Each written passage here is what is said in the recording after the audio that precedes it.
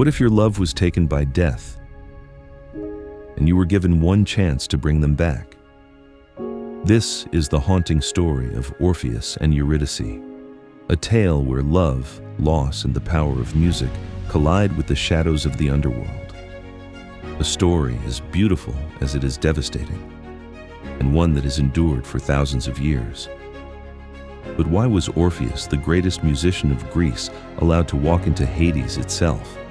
What made the gods bend their laws for a mere mortal? And how could one fleeting moment, one mistake, destroy everything?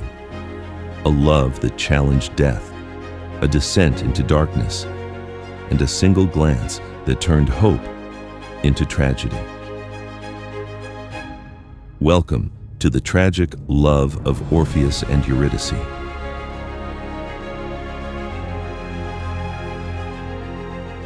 But who was Orpheus?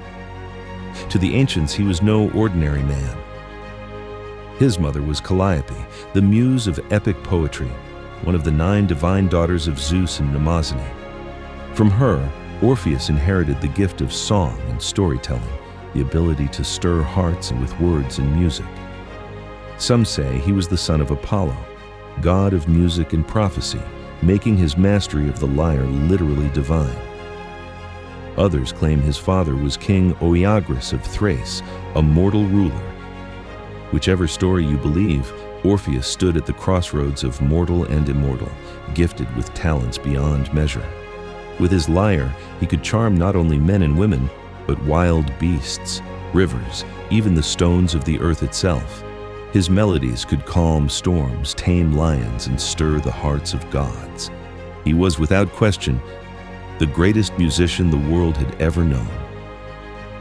And it was this man who found love in Eurydice, a wood nymph, graceful and radiant, became the center of Orpheus's world.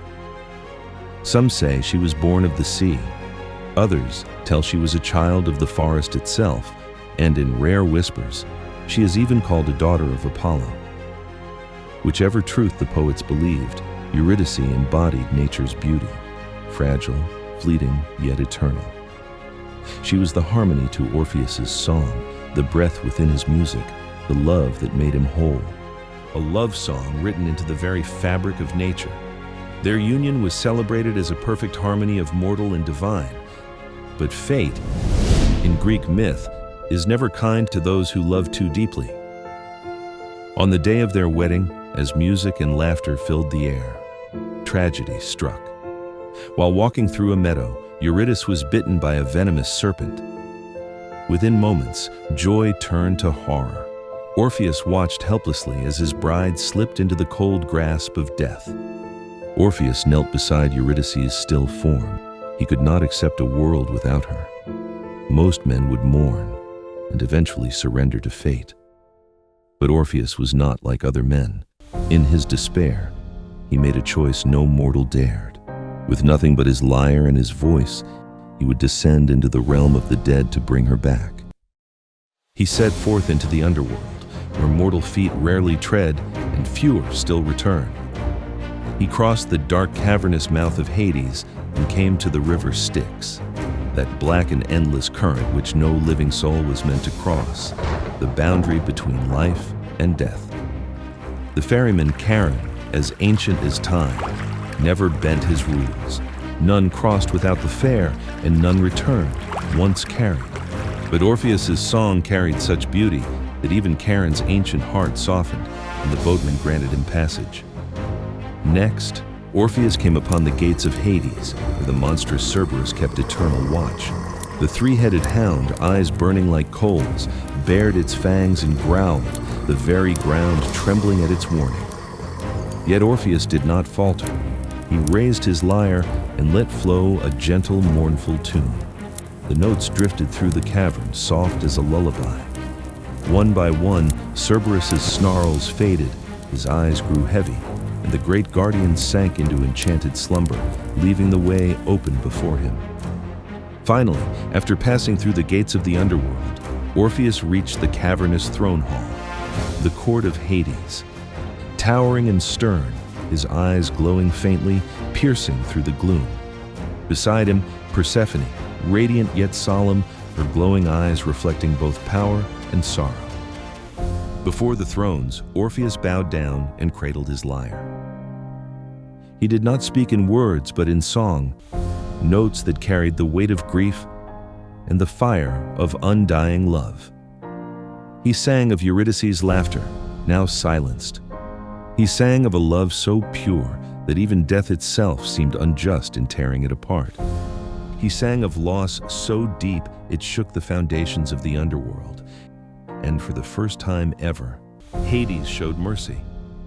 With grave reluctance, he declared, Eurydice may return, but on one condition. Until you both reach the world of light, you must not look back. It was the simplest command, and yet the harshest. With Eurydice following him, Orpheus began his ascent back to the living world. The journey was long and winding, carved through caverns of silence and tunnels of endless night. Shadows stretched across jagged walls. The air was heavy with silence. Eurydice's footsteps echoed softly, a fragile reminder of her nearness. Orpheus led Eurydice through the endless caverns of the underworld. Yet with each step, doubt crept into Orpheus's heart. Was she truly behind him, or was the silence nothing but a cruel trick? Every moment was a test of faith, every breath a battle against temptation. His love pulled him forward, but his fear urged him to gaze backward. And just as they were about to reach the surface of the living world, Orpheus's resolve faltered. Orpheus turned. For the briefest moment, he saw her, her radiant form reaching toward him, her eyes filled with love, her presence flooding him with joy and relief. But the condition was broken. Orpheus had turned before they had reached the light. Eurydice, like mist in the wind, she was gone, drawn forever back into the shadows of the underworld. Orpheus stumbled forward into the world of the living, the sunlight, harsh and cruel against his grief. Where moments ago hope had walked beside him, now there was only emptiness. He called out for Eurydice, but no answer came. The underworld had claimed her a second time, and this loss was final. His lyre, once an instrument of joy, now carried only grief. He roamed the world, singing laments so powerful that nature itself mourned with him. Trees bent to listen, rivers slowed their course, and wild beasts lay still at his sorrow. Women sought his heart, but he turned from them all. His love, his very soul, belonged to Eurydice and her memory.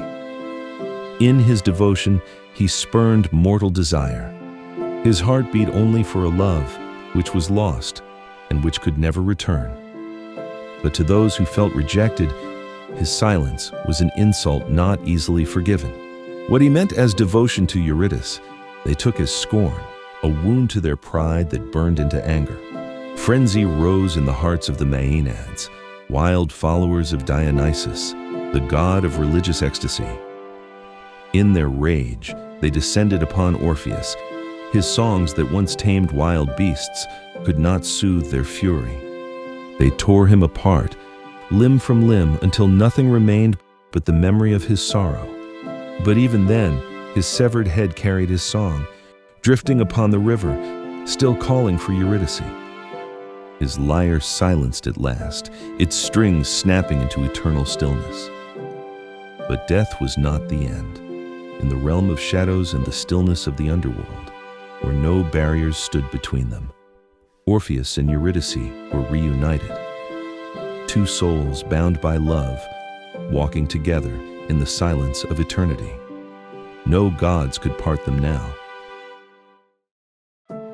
The story of Orpheus and Eurydice leaves us with timeless lessons still echoing in our world today.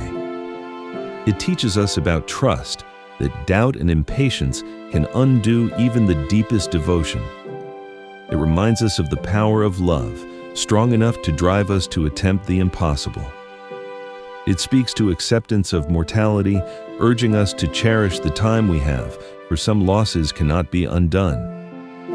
It shows us the limits of human control, that even the greatest gifts cannot defy the laws of fate. and it warns us of the dangers of impulsiveness, where one rash choice can cost everything we hold dear. Yet, in his grief, Orpheus's music also reveals the healing power of art, transforming pain into beauty that still resonates today.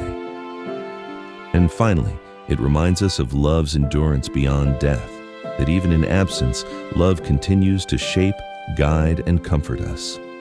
Those who are gone are never really lost. These are not just ancient truths, but human truths, as urgent now as they were millennia ago.